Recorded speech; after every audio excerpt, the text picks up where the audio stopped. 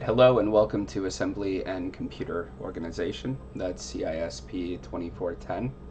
And this is going to be an overview of the syllabus and the course and what we're going to be looking to do with it.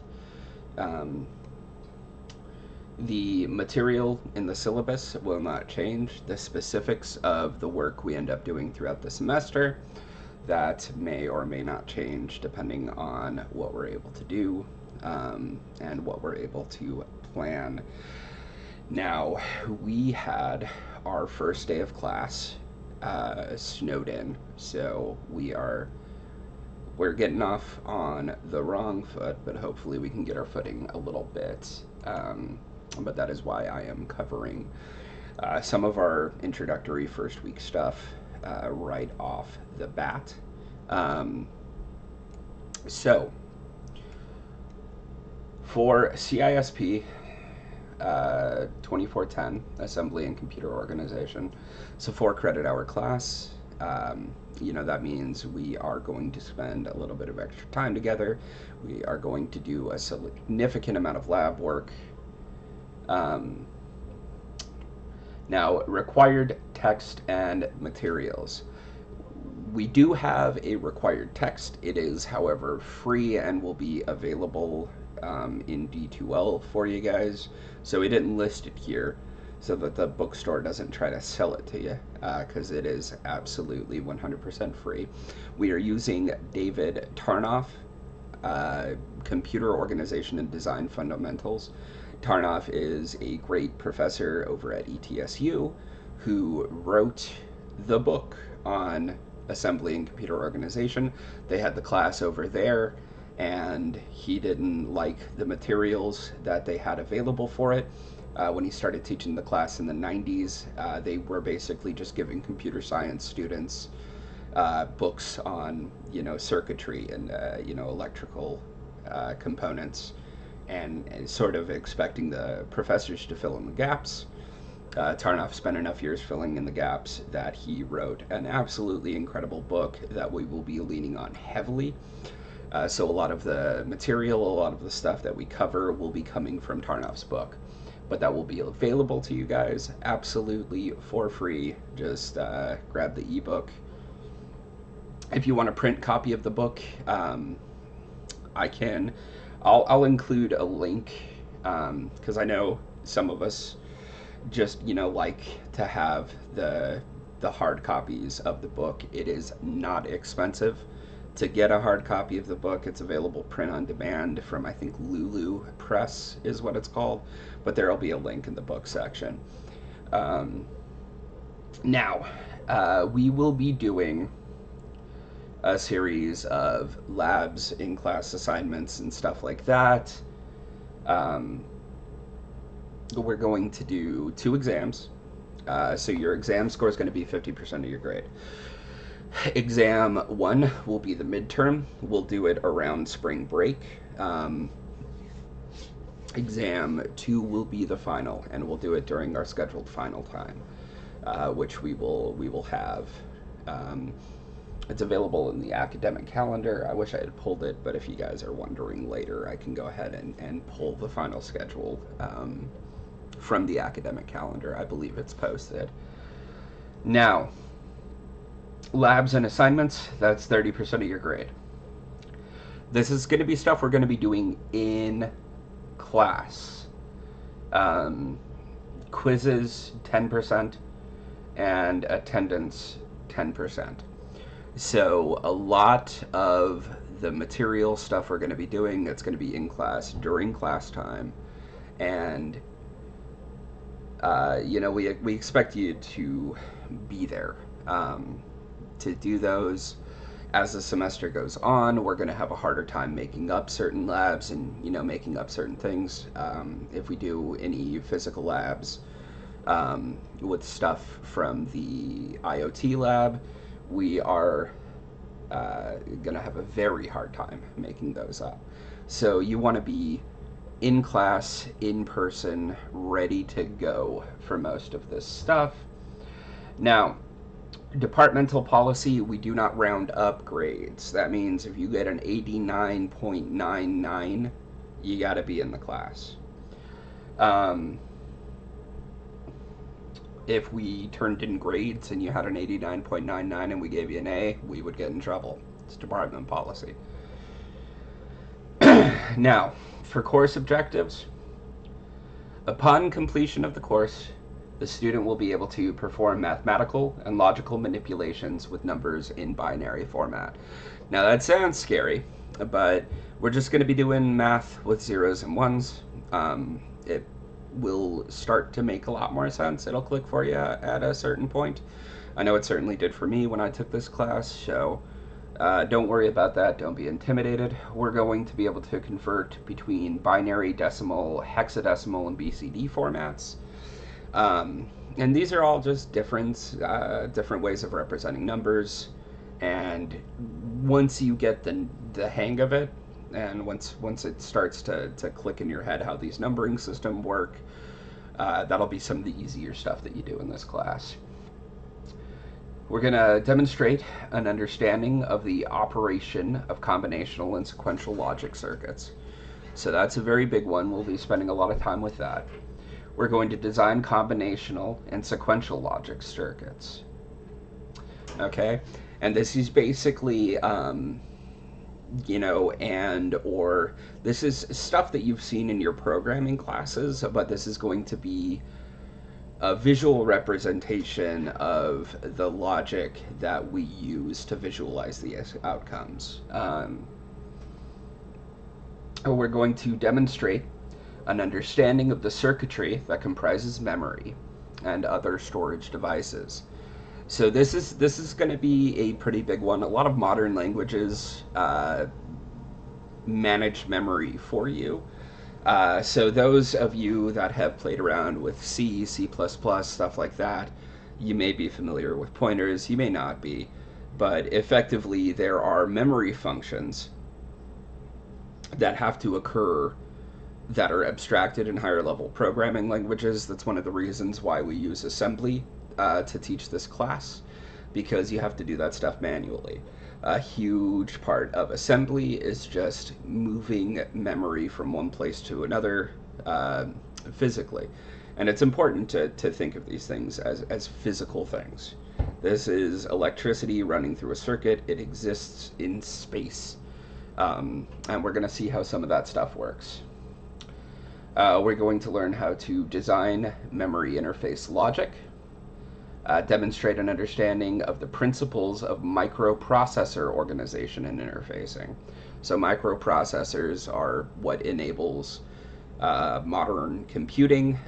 We'll talk a little bit about what transistors are, but basically microprocessors make transistors unimaginably small and are able to perform calculations at insane speeds. That's the biggest takeaway from assembly and computer organizations, is that computers are dumb, but they're very fast at it. We need to demonstrate an understanding of serial protocols. Under course content, and this is 100% kind of a blueprint of the book and the stuff that we'll be moving through. But we're going to talk about digital systems and signal concepts. We're going to be talking about digital signals, binary numbers, representing analog values in gray codes, more numeric representations, binary arithmetic, logic gates, combinational logic, and Boolean algebra. And these all sound super scary, but I promise you they're not as scary as they sound. The laws of Boolean algebra, standard Boolean expression formats, Carnot maps, combinational logic applications, multiplexers and demultiplexers, memory cells, state machines. That's a very important one. We're going to hammer on that one a little bit this semester, I promise you. Memory hierarchy, processor architecture, bitwise operations, checksums, CRCs, and serial protocols. So that's a lot. That's a mouthful. We'll talk about all of these things as we go on, and you will feel a lot more comfortable with a lot of this stuff as time marches on. This is a challenging class. It's a lot lower level. We're going to be a lot closer to hardware and how the hardware functions logically than you have been in previous programming classes. But it is very important to understand how this stuff works because in a lot of modern programming languages, this stuff is abstracted, which means we write interpretations of this base level logic to make it more human readable, easier to understand, easier to read, easier to write. Um, but it's very beneficial to understand what's happening under the hood. When you create a switch or when you create an if-else statement, and being able to understand that basic fundamental logic is hugely important to the process. Now, institutional policy statements. Um, Basically, now a lot of this stuff is covered in my addendum video, which you'll be watching next. But basically, come to class, do not cheat, don't misbehave, you're all adults, don't turn in someone else's work and say it's yours.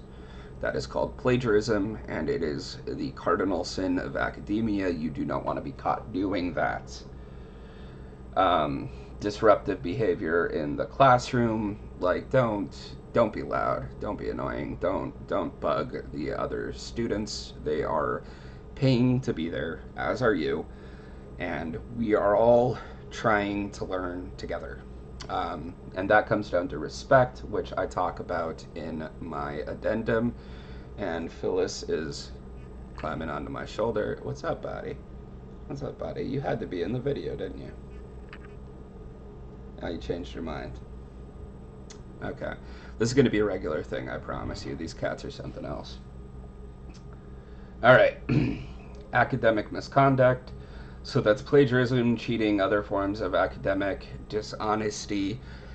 If I catch you doing that kind of stuff, not only am I going to fail you for the assignment, but I'm going to float it up to the department so that other instructors know to watch for it, and disciplinary action can be taken at a higher level. So if you cheat in my class, know that you will fail the assignment at the very least, and punishment only goes up from there. Students with disability, once again, this is in my addendum, but I will say just real quick, if you have an accommodation and an accommodation letter from Disability Services, if you feel like you need one, go down and talk to Disability Services. And it's stuff like if you have a hard time taking a test when there's a bunch of people click-clacking around you and it's distracting, and you think, well, I wouldn't think of that as a disability. Just go down to Disability Services, let them know, and they will hook you up with an accommodation, and we can get you tested in a distraction-free environment, which is super helpful. But it's anything. It's anything. If you are in a position where you need just a little bit of extra accommodation or a little bit of extra assistance, and you haven't spoken to Disability Services, do that. If you have a letter from Disability Services, bring it to me, and we will talk about what accommodations you need. I like to talk to students about accommodation letters because they can be pretty vague, non-specific. It might have certain language there, and then the student, they really just need this one thing to help them. And at the end of the day, this is about making sure that we are putting everybody on the same footing. So I will do whatever I can to make that happen for you. And I just need to know. And with any of this stuff, it's all about communication. Now, there is a minors on campus policy. You can go through and read that, but generally speaking, don't bring your kids to class. I'm gonna be perfectly honest. If you brought your kid to class, there's a chance I wouldn't even notice. I'm not an observant person. General attendance statement. Now there is college wide. The general attendance is less specific and less strict than our departmental attendance policy. So our departmental attendance policy says if you miss 70% of classes, or if you, sorry, you have to attend 70% of classes in order to receive a grade in the class. That means if you miss more than 30% of the class meetings for that semester, so for the people that meet twice a week, that's usually a number around like 9 or 10. For the people that meet once a week, that's usually a number around 4 or 5. So like these numbers can actually be pretty low in terms of the amount you need to miss in order to not receive a grade. And when we say not receive a grade, that means I just put in FA, failure for attendance, and you fail, which I don't want to happen. I want all of you guys to pass. So please don't do that. Um, and I go into more detail about attendance in my addendum. Uh, Emergency evacuation. So leave as safely as possible, um, and go home. I'm not gonna count you. I'm not gonna sit there and be like, it's Jimmy here. Where's Jimmy? Um, no, just if something happens, the building's on fire, get to a safe place, and if if the first responders don't need you for something, then go home. Yeah, you'll be good. Now, the technology statement.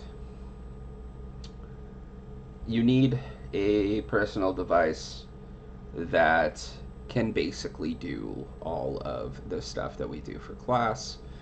You need stuff like a camera, other things like that.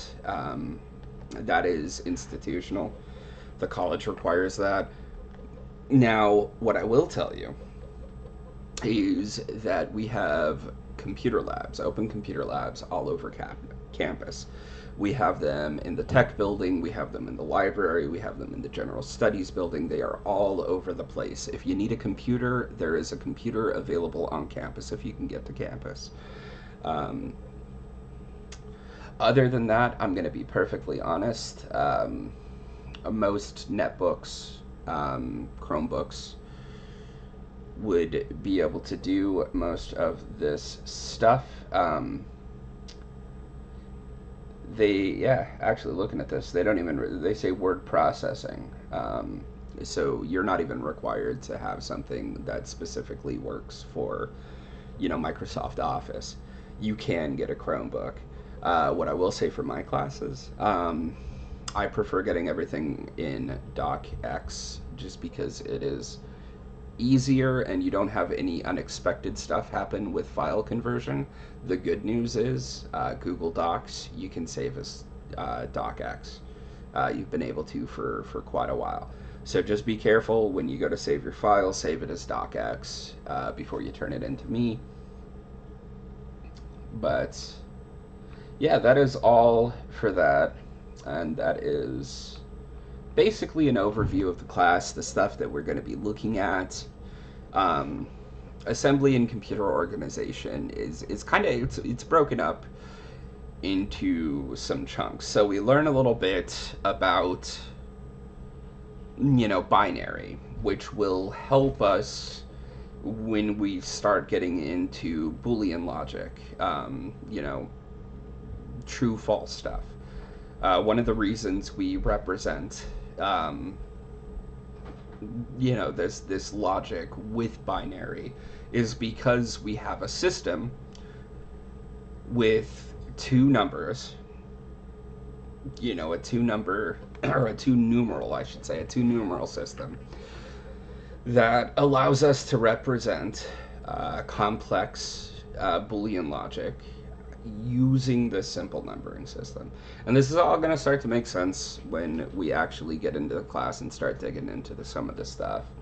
Um, and then a huge chunk of the last part is just learning about memory, learning how it works, playing around a little bit with assembly to help visualize how that works. Um, but yeah, I think we're gonna have a lot of fun with it, and I am looking forward to this semester and hanging out with you folks. So, all right, the next thing that you need to do is hop over to my addendum video, and then once you're through with that, you'll take your quiz. Um, I'm going to push the availability for the quiz out an extra week just because we got snowed in, but make sure that we keep on top of that and we do that on the regular. All right,